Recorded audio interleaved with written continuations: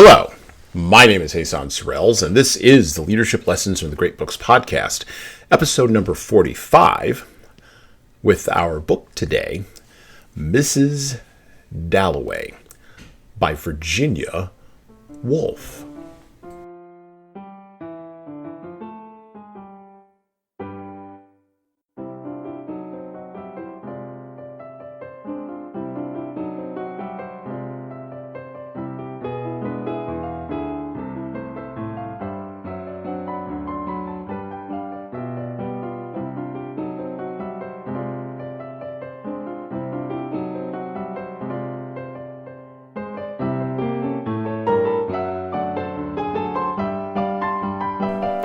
From Modern Fiction by Virginia Woolf. A brief selection. We're going to start off this episode of the podcast for this new year with a selection from an essay by Virginia Woolf ahead of us reading from our book today, Mrs. Dalloway.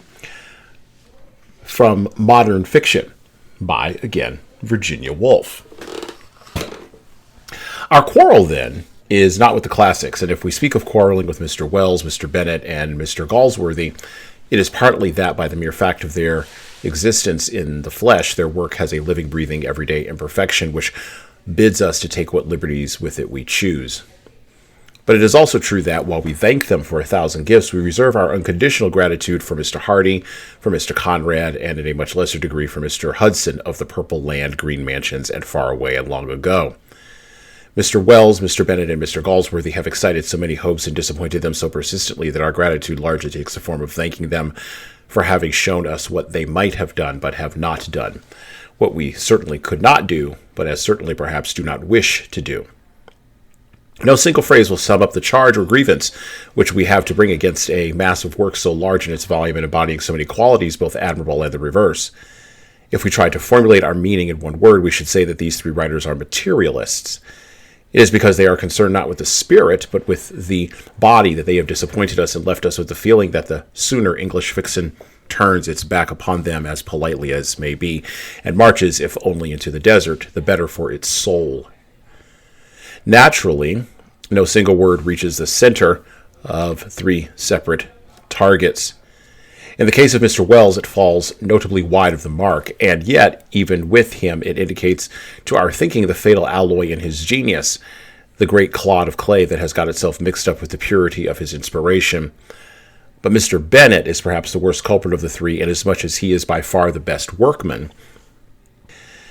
He can make a book so well constructed and solid in its craftsmanship that it is difficult for the most exacting of critics to see through what chink or crevice decay can creep in. There is not so much as a draught between the frames of the windows or a crack in the boards, and yet, if life should refuse to live there, that is a risk which the creator of the old wives' tales, George Cannon, Edwin Clayhanger, and hosts of other figures may well claim to have surmounted. His characters live abundantly, even unexpectedly, but it remains to ask how do they live and what do they live for.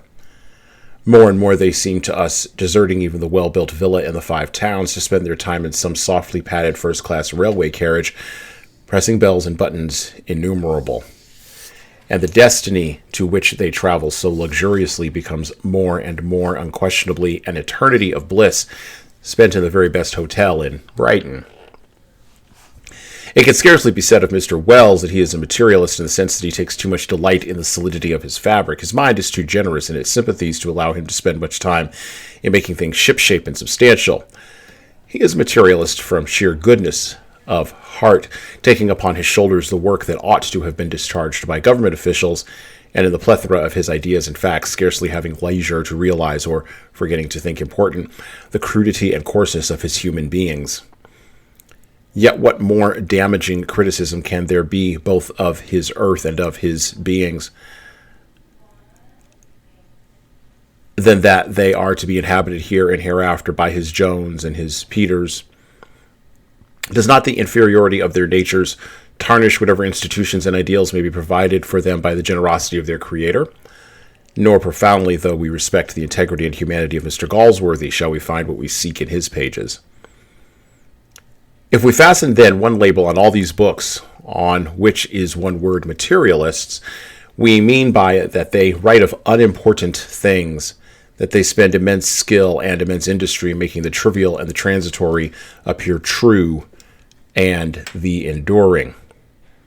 We have to admit that we are exacting, and further, that we find it difficult to justify our discontent by explaining what it is that we exact.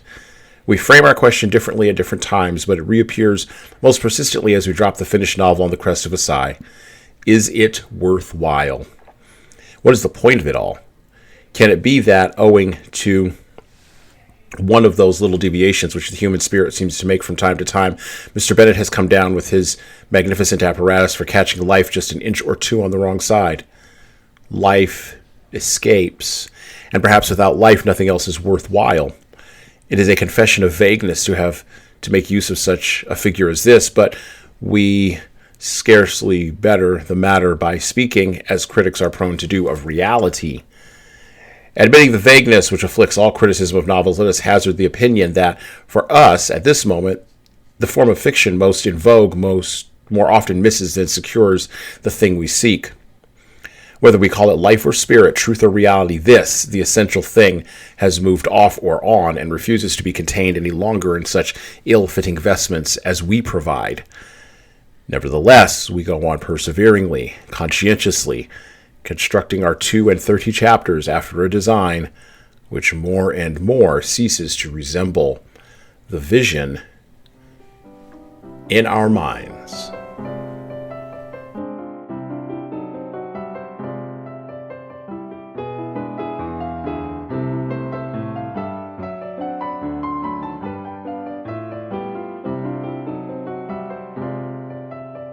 The Literary Life of Virginia Woolf.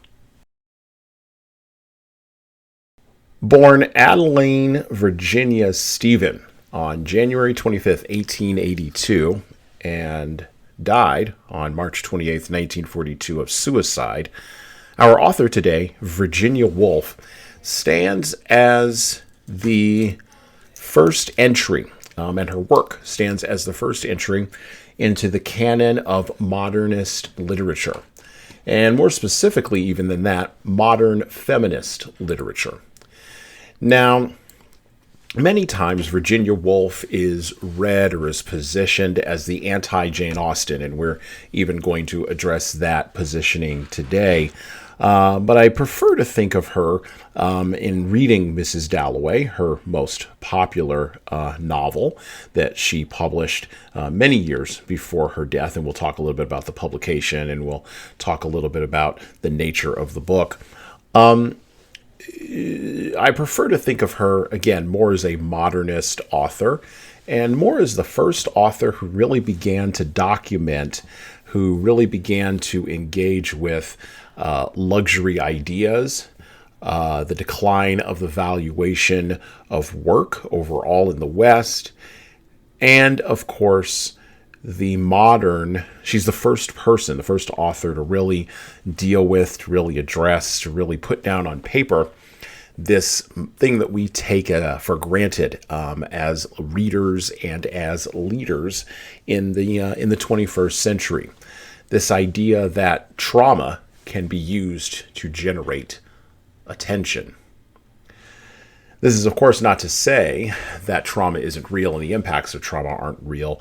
And Virginia Woolf, if you look at her life, had her own fair share of that. She was one of 7 children from a blended family of middle-class and upper-class aristocrats. She was homeschooled in the classics and in Victorian literature. Her mother was married to a father 15 years older than her, and this marriage was one of attention-seeking. It was one of trauma. It was one of interpolarities and multipolarities and varied family dynamics. Eventually, Virginia Woolf attended the ladies' department of King's College in London, where she studied both classics and history. Over the course of many, many years, it was determined that she went through bouts of depression. She suffered bouts of depression, and she would swing back and forth between being depressive and being manic. A lot of activity, in particular literary activity, followed by bouts of depression, what we would call today bipolar disorder. Now, during the course of Virginia Woolf's life, she was attached to many authors and writers and scientists and thinkers, individuals such as John Maynard Keynes, E.M. Forster, Roger Fry, and Mary McCarthy, mostly through her husband, Leonard Woolf, but also through her involvement as part of the Bloomsbury Group. Now, this is a group of folks who, in the early 20th century, were seeking to discover a new voice in literature and in economics and in poetry and in art. As individuals who came from wealth, they were able to spend a lot of time doing this, and while they did produce many things of value, more of the Bloomsbury Group was really focused on this idea of luxury ideas, or as Rob Henderson would say, luxury beliefs.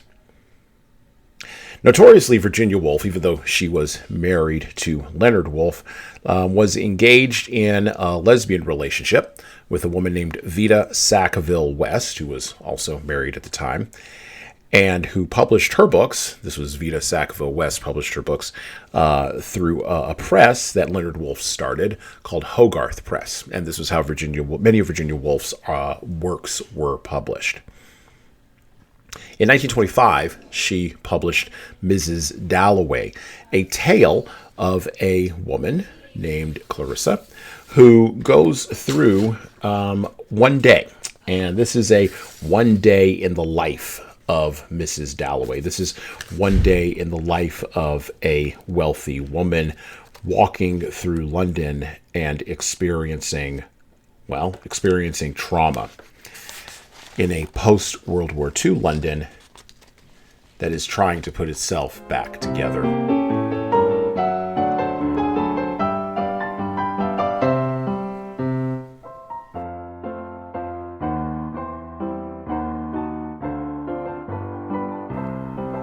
Back to Mrs. Dalloway by Virginia Woolf. We'll be reading directly today from the Penguin Classics Deluxe Edition of Mrs. Dalloway. Now, this edition of Mrs. Dalloway features a couple of different things. So we've obviously got our introduction here and a foreword. Now, the foreword is written by an author named Jenny O'Feel, and I know little about Mrs. O'Feel, other than to say she wrote the introduction to this. I believe she's a feminist critic, if I remember correctly. Again, I know very little about her. And then the introduction here to the Penguin Classics edition of Mrs. Dalloway is written by Elaine Showalter, and also features notes and a map of London during the time of Clarissa Dalloway. So reading directly from Mrs. Dalloway by Virginia Woolf. It was at Bourton that summer, early in the 90s, when he was so passionately in love with Clarissa. There were a great many people there, laughing and talking, sitting around a table, and that was after tea, and the room was bathed in yellow light and full of cigarette smoke. They were talking about a man who had married his housemaid, one of the neighboring squires. He had forgotten his name. He had married his housemaid, and she had been brought to Bourton to call. An awful visit it had been. She was absurdly overdressed, quote-unquote, like a cockatoo, Clarissa had said, imitating her, and she never stopped talking. On and on she went, and on and on. Clarissa imitated her. Then somebody said Sally Seaton it was. Did it make any real difference to one's feelings to know that before they married she had a baby girl? In those days in mixed company it was a bold thing to say. He could see Clarissa now turning bright pink, somehow contracting and saying, "Oh, I shall never be able to speak to her again." Whereupon the whole party sitting around the tea table seemed to wobble. It was very uncomfortable. He hadn't blamed her for minding the facts, since in those days a girl brought up as she was knew nothing, but it was her manner that annoyed him. Timid, hard, arrogant, prudish, the death of the soul. He had said that instinctively, ticketing the moment as he used to do. The death of her soul. Everyone wobbled, everyone seemed to bow as she spoke, and then to stand up different. He could see Sally Seton, like a child who has been in mischief, leaning forward, rather flushed, wanting to talk, but afraid. And Clarissa did frighten people. She was Clarissa's greatest friend, always about the place, an attractive creature, handsome, dark, with a reputation in those days of great daring. And he used to give her cigars, which she smoked in her bedroom, and she had either been engaged to somebody or quarreled with her family, and old Perry disliked them both equally, which was a great bond. Then Clarissa, still with an air of being offended with them all, got up, made some excuse, and went off alone. As she opened the door, in came the great shaggy dog, which ran after sheep. She flung herself upon him, went into raptures. It was as if she said to Peter, it was all aimed at him. He knew. I know you thought me absurd about that woman just now, but see how extraordinarily sympathetic I am? See how I love my Rob? There had always been this queer power of communicating without words. She knew directly he criticized her. Then she would do something quite obvious to defend herself, like this fuss with the dog, but it never took him in. He always saw through Clarissa. Not that she said anything, of course, she just sat there looking glum. It was that way their quarrels often began. She shut the door, and once he became extremely depressed. It all seems useless. Going on about being in love, going on quarreling, going on making it up, and he wandered off alone among outhouses, stables, looking at the horses. The place was kind of a humble one. The Perrys were never very well off, but there were always grooms and stable boys about. Clarissa loved riding, and an old coachman, what was his name? An old nurse, old Moody, old Goody, some such name they called her, whom one was taken to visit Allah in a little room with lots of photographs, lots of bird cages. It was an awful evening. He grew more and more gloomy, not only about that, about everything. He couldn't see her, couldn't explain to her, couldn't have it out. There were always people about. She'd go on as if nothing had happened. That was the devilish part of her, this coldness, this woodenness, something very profound in her, which he had felt again this morning, talking to her, an impenetrability. Yet heaven knows he loved her. She had some queer power of fiddling on one's nerves, turning one's nerves to fiddle strings, yes. He had gone to dinner rather late from some idiotic idea of making himself felt, and had sat down by old Miss Perry, Aunt Helena, Mr. Perry's sister, who was supposed to preside. There she sat in her white cashmere shawl with her head against the window, a formidable old lady, but kind to him, for he had found her some rare flower, and she was a great botanist, marching off in thick boots with a black tin collecting box slung between her shoulders.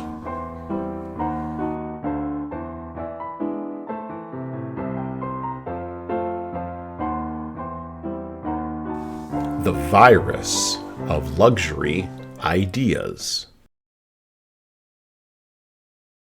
There's an idea that has come about in the beginning of the 21st century, what with the rise of influencers, social media, and the atomization of celebrity. It is an idea that the elites and the influencers have a lot more power than what we give them credit for. And this power comes from the ideas that they carry. Now, the ideas that people carry, the ideas that the elites carry, the beliefs that they carry, tend to be fine. And in that example that came from Mrs. Dalloway, where people were shocked that a man had had a child with a woman out of wedlock, a man below his class, a man below his status, but they were not shocked that the man had the affair with the woman below his status. They were instead shocked that, and again I go back to the book, did it make any real difference to one's feelings to know that before they'd married she'd had a baby? This is that idea of a luxury belief. The idea that sex without marriage is meaningless. And we see this reflected in Virginia Woolf's own life. I mean, with the Bloomsbury Group, there was a lot of open sexual activity and open marriage, particularly pushed by the men in the group, most notoriously Leonard Woolf. And of course, Virginia Woolf responded to this by having a relationship with Vita Sackville West. This is an example of luxury beliefs. Luxury beliefs are ideas that cost the elites nothing. They cost them nothing sexually, they cost them nothing morally, they cost them nothing financially. But when the middle class and the poor adopt these luxury beliefs as a way to live, well, then they become very problematic. As the marketer and author and speaker Seth Godin has said in the past, in any system, the people at the top get hurt last. By the way, I'm not the first person to come up with this idea of luxury beliefs or luxury ideas. This has been made famous by a guy named Rob Henderson. If I were you, I would look up some of his writing and some of his work. But Mrs. Dalloway stands as a petri dish, as a model for those luxury beliefs. By the way, in the early 20th century, luxury beliefs really focused around eugenics, right? They focused around getting rid of undesirables. They focused around sexual libertinism, as I've already mentioned, and they focused around Marxist and socialist rhetoric, particularly in England. But not revolutionary action. Nothing in Virginia Woolf's life or in her writing indicates a desire for revolutionary action. This is the beliefs of the petit bourgeois, as Lenin, not the Beatle, might say. Now, nothing in Woolf's background, and she came from an elite, aristocratic, intellectual background. She went to King's College, for God's sakes, and studied the classics, would have stopped her from documenting those types of beliefs. She wrote from what she knew, as any good author would. And so Mrs. Dalloway fundamentally stands for leaders as the beginning of reportage, gussied up as art, from the front lines of the death of meaning in the West, which, of course, we will see come to total fruition in the writings of Joan Didion and many other authors in the back half of the 20th century. One of the interesting things that you may want to note about Virginia Woolf is that she was not really valued as an author in her time. She wasn't thought of as being an intellectual heavyweight. And Mrs. Dalloway, the story of Clarissa Dalloway, basically wandering through London over the course of a day, while modeled after James Joyce's Ulysses, had none of the intellectual or architectural weight that was given to that work. And tragically, Virginia Woolf her writing really began the decline in the valuation of the work of female authors, which continued throughout the 20th century in fits and starts. Authors like Pearl Buck, Jane Austen, who came before her, but authors like Jane Austen, Charlotte Bronte, those were the Enlightenment writers, began to be devalued. But also during the course of the 20th century, even though Pearl Buck won a Nobel Prize for her work in The Good Earth, which we will read later on this year on the podcast, even she was on the decline culturally. And by the middle of the 20th century, and by the end of the 20th century, was no longer generating nearly as much of attention as she was critically at the beginning of the 20th century. And I would assert that Virginia Woolf's work really began this decline. This is the penalty for holding luxury beliefs or for promulgating luxury ideas through your work. Eventually, the public can no longer be shocked and moves on.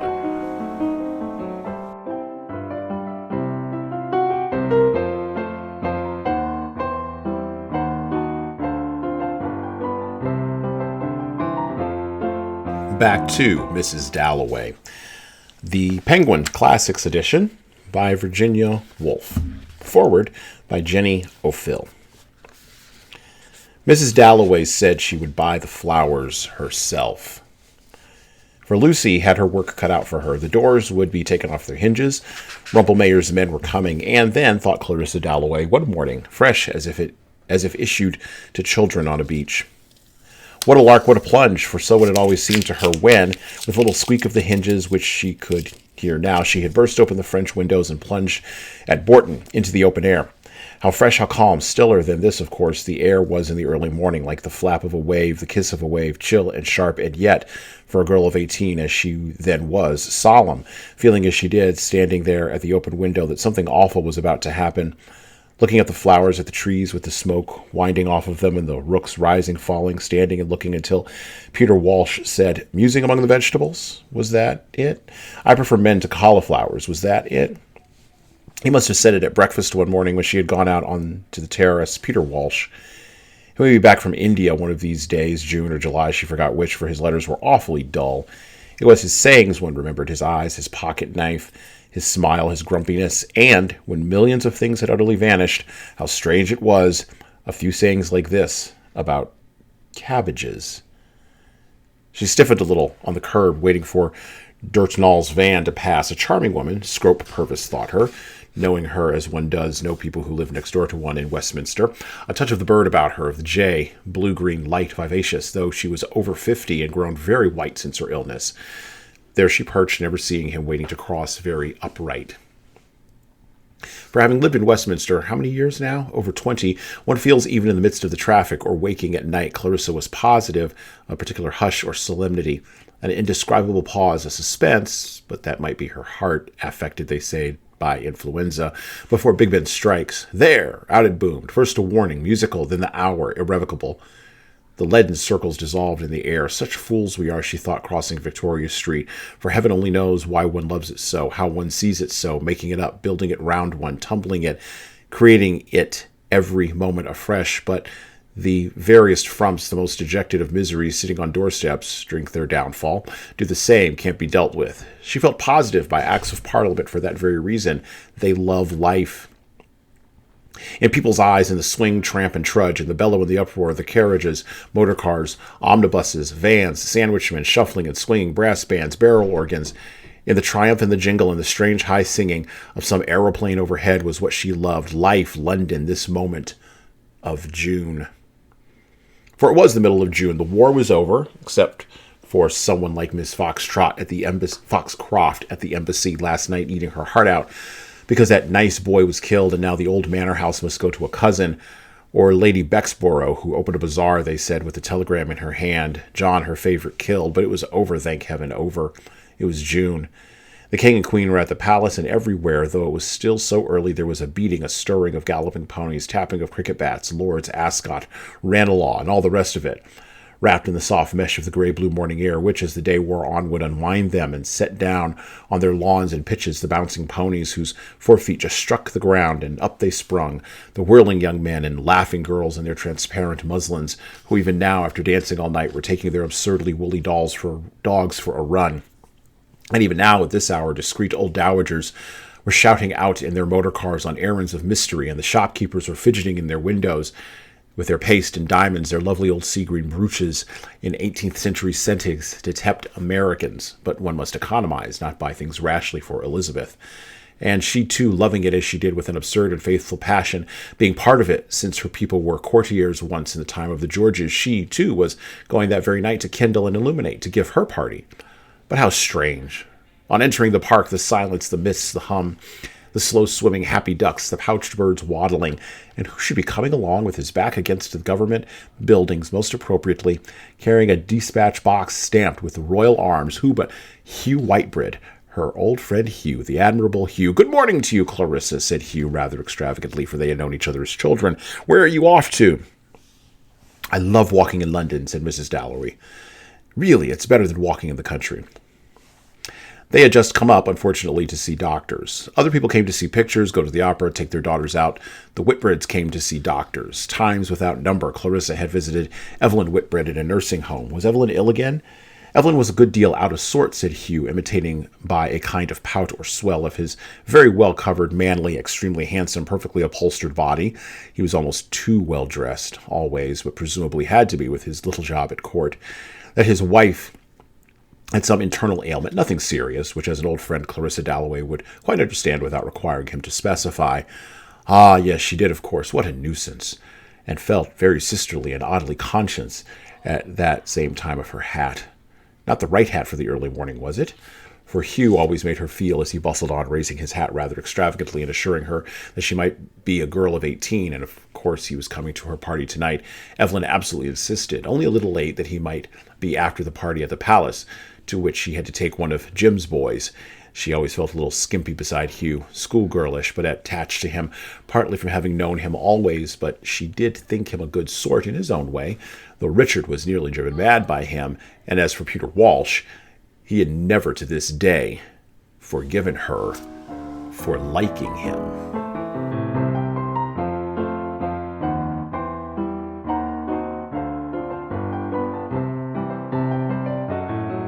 Trauma to generate attention.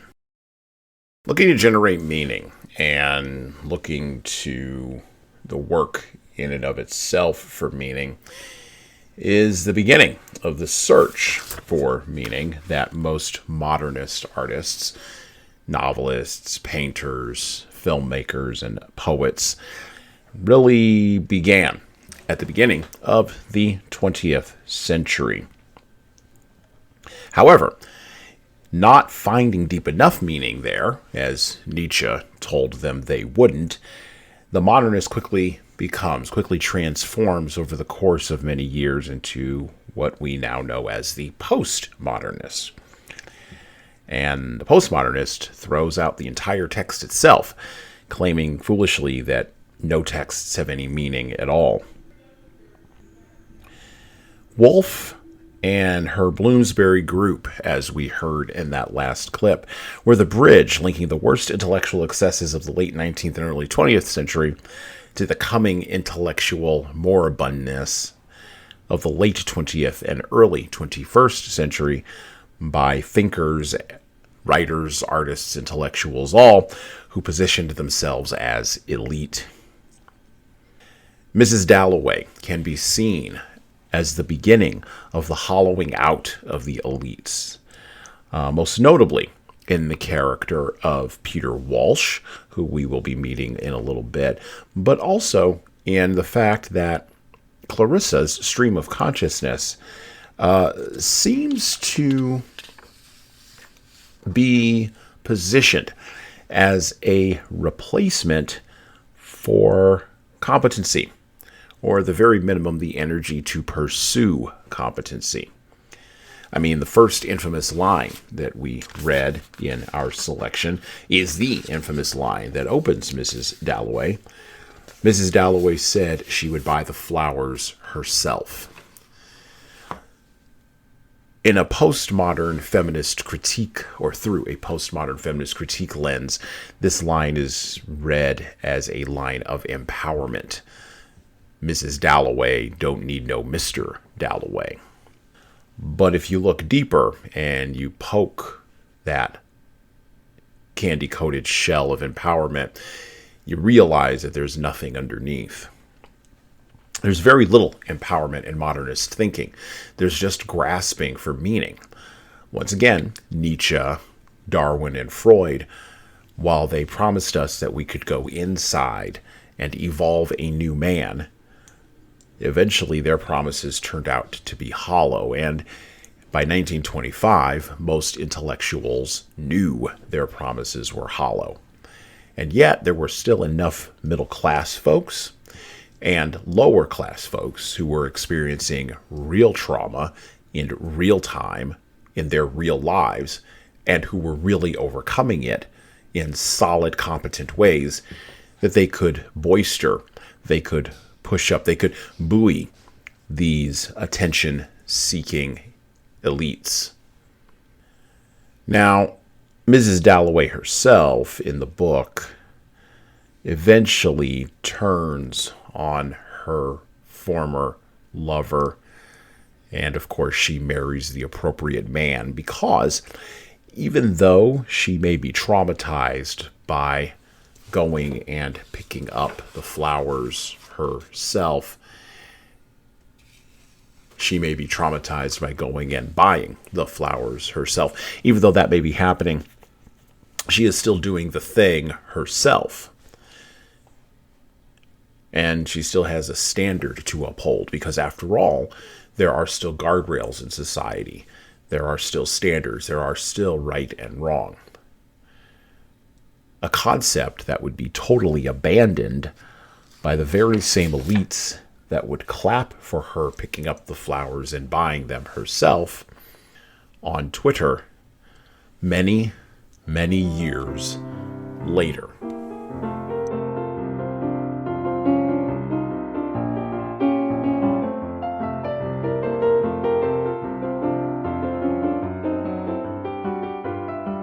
Back to the book, back to Mrs. Dalloway by Virginia Woolf. We're going to take a look at the introduction of a particularly penultimate character here, Peter Walsh. Quiet descended on her, calm, content as her needle, drawing the silk smoothly to its gentle paws, collected the green folds together and attached them very lightly to the belt. So on a summer's day, waves collect, overbalance, and fall, collect and fall, and the whole world seems to be saying, that is all, more and more ponderously, until even the heart in the body which lies in the sun on the beach says, too, that is all. Fear no more, says the heart, fear no more, says the heart, committing its burden to some sea which sighs collectively for all sorrows, and renews, begins, collects, lets fall. And the body alone listens to the passing bee, the wave breaking, the dog barking, far away barking and barking. Heavens, the front bell, exclaimed Clarissa, staying her needle. Roused, she listened. Mrs. Dalloway will see me, said the elderly man in the hall. Oh, yes, she will see me, he repeated, putting Lucy aside very benevolently and running upstairs ever so quickly. Yes, he muttered as he ran upstairs. She will see me. After 5 years in India, Clarissa will see me. What can? Asked Mrs. Dalloway, thinking it was outrageous to be interrupted at 11 o'clock. On the morning of the day she was giving a party, hearing a step on the stairs, she heard a hand upon the door. She made to hide her dress, like a virgin, protecting chastity, respecting privacy. Now the brass knob slipped, now the door opened, and in came, for a single second she could not remember what he was called. So surprised she was to see him, so glad, so shy, so utterly taken aback, to have Peter Walsh come to her unexpectedly in the morning. She had not read his letter. "And how are you?" said Peter Walsh, positively trembling, taking both her hands, kissing both her hands. She's grown older, he thought, sitting down. I shan't tell her anything about it, he thought, for she's grown older. She's looking at me, he thought, a sudden embarrassment coming over him, though he had kissed her hands. Putting his hand into his pocket, he took out a large pocket knife and half opened the blade. Exactly the same, thought Clarissa, the same queer look, the same check suit, a little out of the straight his face is, a little thinner, drier perhaps, but he looks awfully well and just the same. How heavenly it is to see you again, she exclaimed. He had his knife out. That's so like him, she thought. He had only reached town last night, he said. Would have to go down to the country road at once. And how is everything? How is everybody? Richard, Elizabeth? And what's all this? He said, tilting his penknife toward her green dress. He's very well dressed, thought Clarissa, yet he always criticizes me. Here she is mending her dress as usual, he thought. Here she's been sitting all the time I've been in India, mending her dress, playing about, going to parties, running to the house back and all that, he thought, growing more and more irritated, more and more agitated. For there's nothing in the world so bad for some women as marriage, he thought, and politics, and having a conservative husband, like the Admirable Richard. So it is, he thought, shutting the knife with a snap. Richard's very well. Richard's out at committee, said Clarissa. She opened her scissors and said, did he mind her just finishing what she was doing to her dress, for they had a party that night. Which I shan't ask you to, she said. My dear Peter, she said. But it was delicious to hear her say that, my dear Peter. Indeed, it was so delicious. The silver, the chairs, all so delicious. Why wouldn't she ask him to her party, he asked. Now, of course, thought Clarissa, he's enchanting, perfectly enchanting. Now I remember how impossible it was ever to make up my mind, and why I did make up my mind not to marry him, she wondered, that awful summer. "But it's so extraordinary that you should come this morning," she cried, putting her hands one on top of another down on her dress. "Do you remember," she said, "how the blinds used to flap at Bourton?" They did, he said, and he remembered breakfasting alone very awkwardly with her father, who had died. He had not written to Clarissa, but he had never got on well with old Perry, that querulous, weak-kneed old man, Clarissa's father, Justin Perry. "I often wish I'd got on better with your father," he said. "But he never liked anyone who—" "Our friends," said Clarissa, and could have bitten her tongue for thus reminding Peter that he had wanted to marry her. "Of course I did," thought Peter. "It almost broke my heart, too," he thought, and was overcome with his own grief, which rose like a moon, looked at from a terrace, ghastly beautiful with light from the sunken day. "And I was more unhappy than I've ever been since," he thought, and as if in truth he were sitting there on the terrace, he edged a little towards Clarissa, put his hand out, raised it, let it fall. There, above them, it hung, that moon. She too seemed to be sitting with him on the terrace, in the moonlight. "Herbert has it now," she said. "I'd never go there now," she said. Then, just as happens on the terrace in the moonlight, when one person begins to feel ashamed that he is already bored, and yet, as the other sits silent, very quiet, sadly looking at the moon, does not like to speak, moves his foot, clears his throat, notices some iron scroll on a table leg, stirs a leaf, but says nothing, so Peter Walsh did now. For why go back like this to the past, he thought. Why make him think of it again? Why make him suffer when she had tortured him so infernally? Why?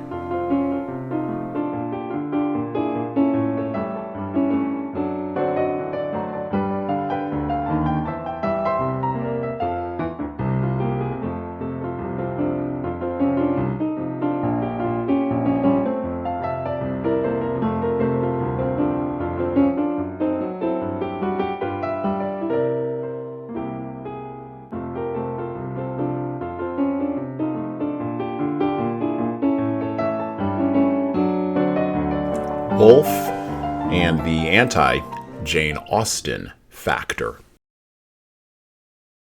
Admiring James Joyce and admiring his work in Ulysses was the thing that pushed Virginia Woolf to write Mrs. Dalloway.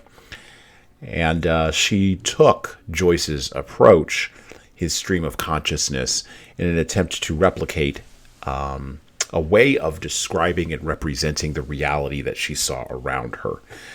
The reality of individuals still seeking to make a connection with each other and yet being unable to do so because they can't really find any meaning in it.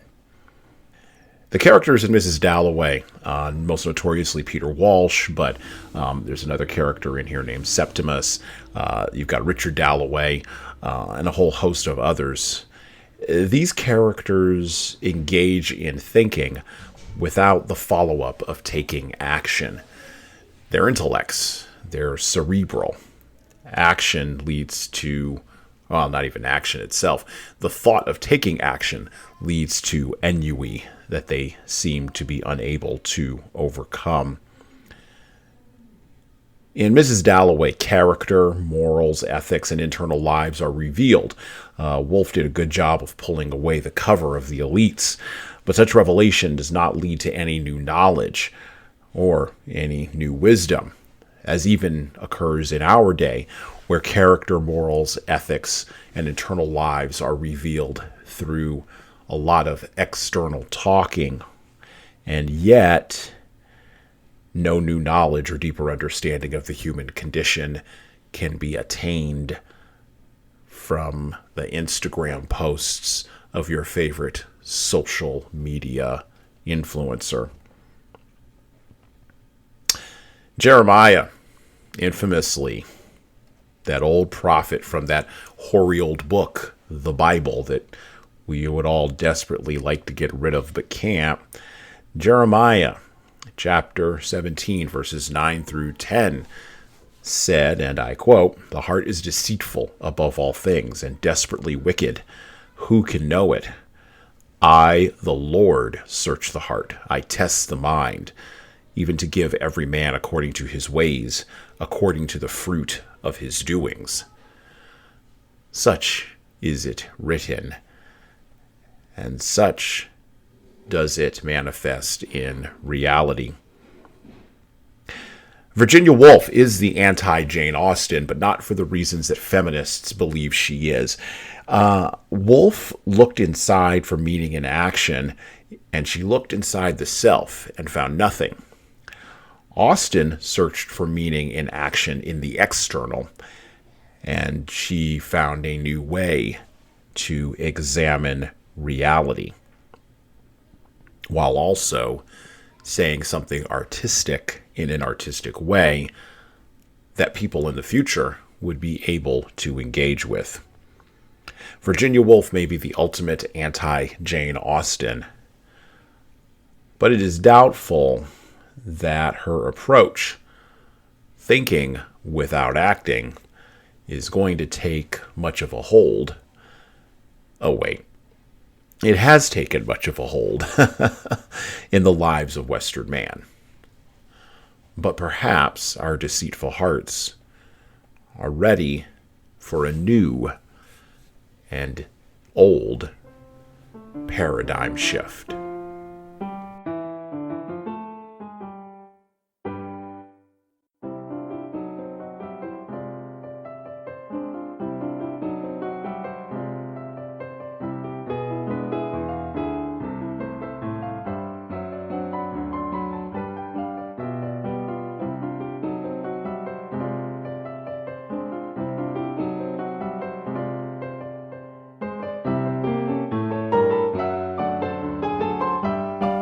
So how do we stay on the path with a book that seems to be as innocuous as Mrs. Dalloway? Well, if you're a leader listening to this podcast, you've been listening to us for the last year or so, you know that we read seemingly tough books, or books that seem to not relate to leadership at all, and we manage to pull from them leadership insights that are actually helpful for you in your real lived life. And 2023 is a year of taking action, right? You can read, you can journal, you can reflect, but at a certain point, you have to move away from theory and into practice. And this is a year of moving into practice. So what are the things we can learn from Mrs. Dalloway and from the literary life of Virginia Woolf that will help us move from thinking, from ennui, to competency and to strength? Well, the first thing that we have to do is we have to realize that in order to take action, we have to get rid of nihilism and existential dread. We have to acknowledge that these two tools, which the postmodern man uses as he strikes a pose of not caring, these cannot successfully fill the vacuum of meaning that exists in a leader's soul. Followers demand more, and they have a right to more. Take action. Do something. Don't just make a plan. Don't just stand around. When you do something, meaning begins to accrue. The other thing we can note from Mrs. Dalloway is this: elite thinkers, whether they are in the leadership space, whether they're on your favorite podcast, or even in your favorite book, whether they are a celebrity with a Facebook account or a celebrity who gives an interview, these people, they're not bright. I'll just say it. Some of them may have a species of intelligence or a bit of competency in the areas where they have chosen to make their practice and their bread, but that doesn't mean that leaders need to listen to them opine on areas that are outside of their expertise. And so, leaders everywhere avoid acquiring the virus of luxury ideas, luxury beliefs. They look at those beliefs and they say, well, that's fine for you, but that doesn't scale up to reality. And then they abandon it in favor of something that works. Trauma and generating attention. Look, I don't want to make this podcast too focused on the now, but I will say this. There are certain individuals in our culture who have been captured by luxury ideas, and the biggest luxury idea is that trauma is the only differentiator to generate attention. And if there is no trauma, then you're common, and if you're common, then you're not popular, and if you're not popular, who will read your tweets or like your Instagram posts? Leaders don't bleed all over the floor. They don't bleed all over other people. They don't use their personal trauma to generate attention. They don't use their personal to accomplish political ends. Finally, leaders take action. And by taking action, they develop more character. They develop deeper morals.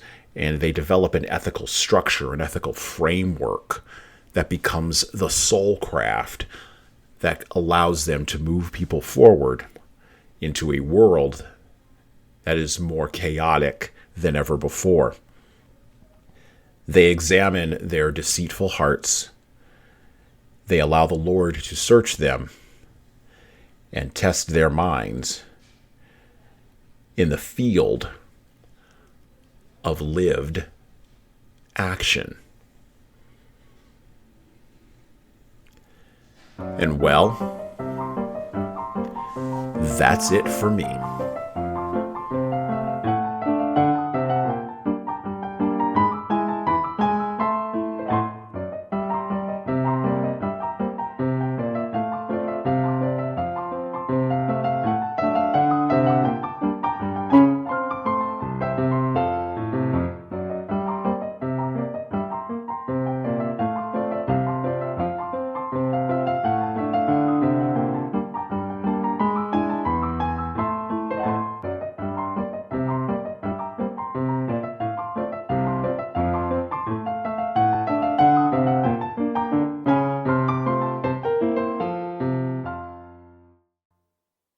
Listen and subscribe to the Leadership Lessons from the Great Books podcast on all the major podcast players that you listen to podcasts on, including iTunes, Stitcher, Google Podcasts, and even Spotify.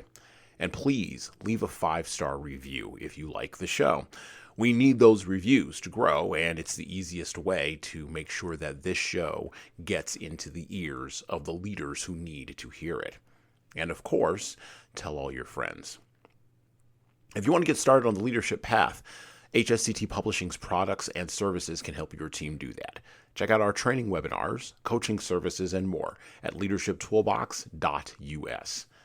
We also have a video-based subscription service, that's software as a service, that can help your team become better at the individual level.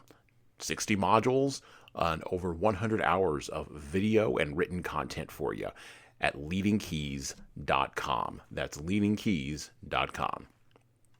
We've also got books that will help you and your team grow. Pick up a copy today of My Boss Doesn't Care, 100 Essays on Disrupting Your Workplace by Disrupting Your Boss, and subscribe to the Little Red podcast I launched earlier this year with the same name as that Little Red book. My most recent book is 12 Rules for Leaders, the Foundation of Intentional Leadership. Co-written with contributions from Bradley Madigan, this is the book for right now that was written for leaders right now. Pick up a copy by heading over to 12rulesleadersbook.com/now. That's 12rulesleadersbook.com/now. You pay for shipping, and you'll get a copy of my second book as well. Finally, you can get all these books in paperback, hardcover, or as ebooks on Amazon, Barnes & Noble, Kobo, and any other place online you order books. Finally, HSCT Publishing is on YouTube. Like and subscribe to the video version of the Leadership Lessons for the Great Books podcast on the HSCT Publishing channel on YouTube. Just search for HSCT Publishing and hit the subscribe button. You'll get our weekly video updates, which is the video version of this podcast. And, of course, you're going to want to subscribe to my other podcast. That's right, I do more than one. The Hey Sansorels Presents audio experience, where I talk more casually with a broader range of people about all matters that matter in the world today, from arts all the way to analytics. All right, that's it for me.